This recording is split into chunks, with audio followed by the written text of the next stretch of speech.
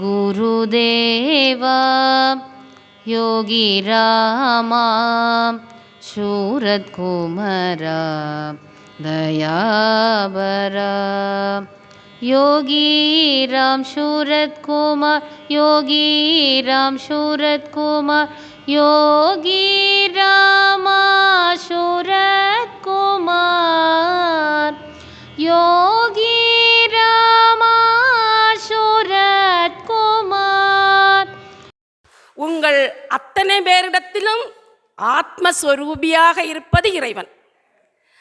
நம் குருநாதராக வந்திருப்பதும் இறைவன். இதில் எந்த மாற்று கருத்தும் கிடையாது.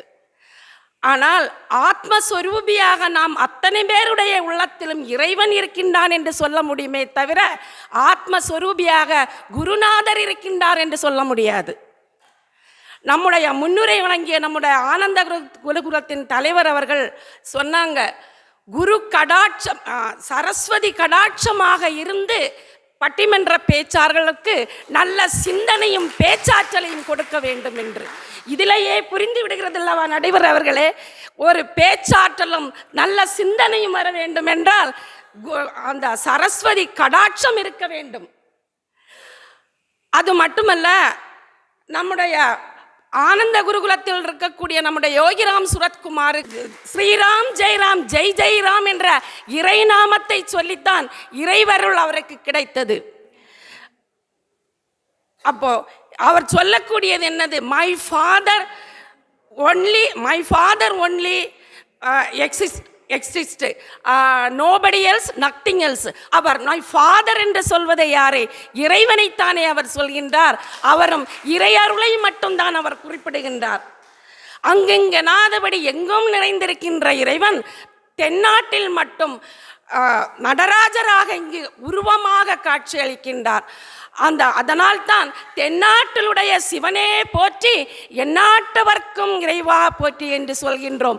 தென்னாட்டில் இருக்கக்கூடிய சிவன் தான் எல்லா நாட்டினருக்கும் எல்லா மதத்தினருக்கும் இறைவனாக விளங்குகின்றார். தென் தமிழ்நாட்டில் இருக்கக்கூடிய முக்கிய சிவன் ஆலயங்களிலும் வைணவ ஆலயங்களிலும் 63 நாயன்மார்களையும் 12 ஆழ்வார்களையும் வைத்திருக்கின்றார்கள். ஏனென்று தெரியுமா நடுவர் அவர்களே? இவர்கள் அத்தனை பேரும் அருளால் இறைவனை அடைந்தவர்கள். பாரடா, இறைவனையும் வைத்து இறை அருளை பெற்ற நாயன்மார்களையும் மாறுவார்களையும் வைத்திருக்கின்றார். அவர்களை பார்த்து நீயும் இறை பக்தி கொள்ள வேண்டும் என்பதை காட்டுவதற்கு சாட்சியாக இன்றும் ஆலயங்களிலே வைத்திருக்கின்றார்கள். அது மட்டுமல்ல, நம்முடைய மனித பிறப்பின் லட்சியம் என்ன நடுவர் அவர்களே? இளங்காடிகள் சொல்கின்றார், மனித பிறப்பின் லட்சியமே இறைவனை அடைவது தானே மனித பிறப்பின் லட்சியம். ஒரு அமுதுண்ட தேவரும் ஒரு நாள் மறைப்பார், நஞ்சொண்ட சிவனோ மறிப்பற்றவர். ஒரு இறப்பே இல்லாத ஒருவரால் தான் நம்முடைய இறப்பை போக்க முடியும் என்று இளங்கோவடிகள் சொல்கின்றார். ஆதலால் இறை பக்திக்கே முக்கியத்துவம் நீங்கள் கொடுக்க வேண்டும் நடுவர் அவர்களே. ராஜராஜ சோழன் இந்த உலகையெல்லாம் ஆளுகின்ற இறைவனுக்கு பெரிய கோயில் வேண்டும் என்று தஞ்சை பெரிய கோயிலை கட்டினான். அங்கு 40 பசுமாடுகளை கொடுத்து அந்த கோயிலில் விளக்கிடுவதற்காக அந்த எழுவத்தூர் மாராயன் என்பனை நியமித்திருந்தார். ஆனால் அந்த 40 பசுமாடுகளையும் அந்த எழுவத்தூர் மாராயனையும் அந்த காவிரி ஆற்று நீர் அடித்து செல்லப்பட்ட போதிலும் எழுவத்தூர் மாராயனுடைய மனைவி வரகுணத்தால் தன்னுடைய தாய்ப்பாலை விற்று அந்த கோயிலுக்கு விளக்கிட்டாள். காரணம் அவளுடைய இறை பக்தியே காரணம் நடுவர் அவர்களே. அதனால் அந்த மன்னன் கேள்விப்பட்டான், ராஜராஜ சோழன் இருக்கக்கூடிய பெயர் இருக்கக்கூடிய கல்வெட்டிலெல்லாம் வரகுணால் பேரும் இடம்பெற வேண்டும் என்று ஆணையிட்டானே. இது எதனால் நடுவர் அவர்களே? அவனுடைய இறை பக்தியினால் தானே நடுவர் அவர்களே. அது மட்டுமல்ல, திருமலிசை ஆழ்வார்களில் ஒருவர் திருமலிசை ஆழ்வார். அவர் இறைவனை பக்தியால், தன்னுடைய இறை பக்தியால் இறைவனை பாடி ஆராதனை செய்து கொண்டிருப்பவர். அப்போ அவருடைய சீடர் கணிக்கண்ணன் பல்லவ பேரவையில் மன்னனிடத்தில் வேலை செய்கின்றான். பல்லவ மன்னன் கணிக்கண்ணனிடம் சொல்கின்றான், உன்னுடைய திருமலிசை ஆழ்வாரை என்னை புகழ்ந்து பாட சொல் என்று. அப்போ சீடன் கணிக்கண்ணன் சொல்கின்றான், இறைவனை பாடுகின்ற வாயால் வேறு யாரையும் பாட முடியாது என்று சொல்கின்றான். சரி, நீயாவது பாடு என்று சொல்லும்போது அவனும் பாட மறுக்கின்றான். உடனே அந்த கணிக்கண்ணனை இந்த நாட்டை விட்டு போ என்று சொல்கின்றான்.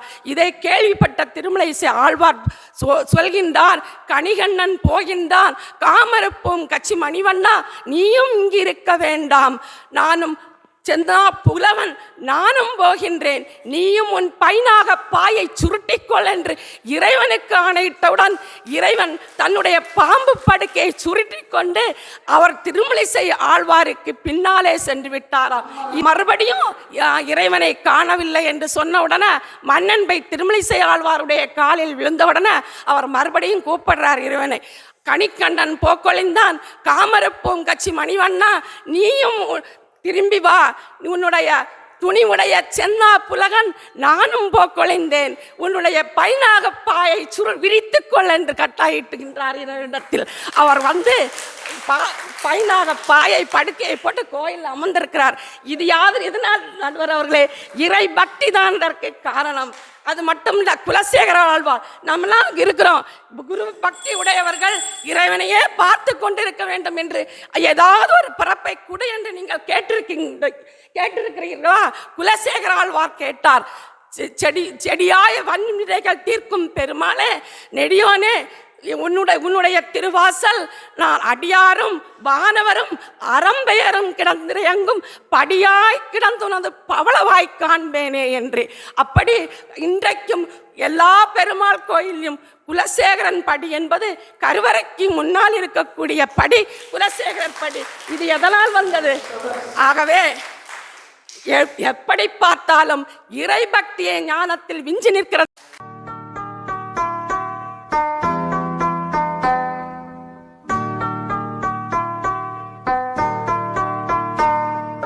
योगी राम सूरत कुमार जय गुरु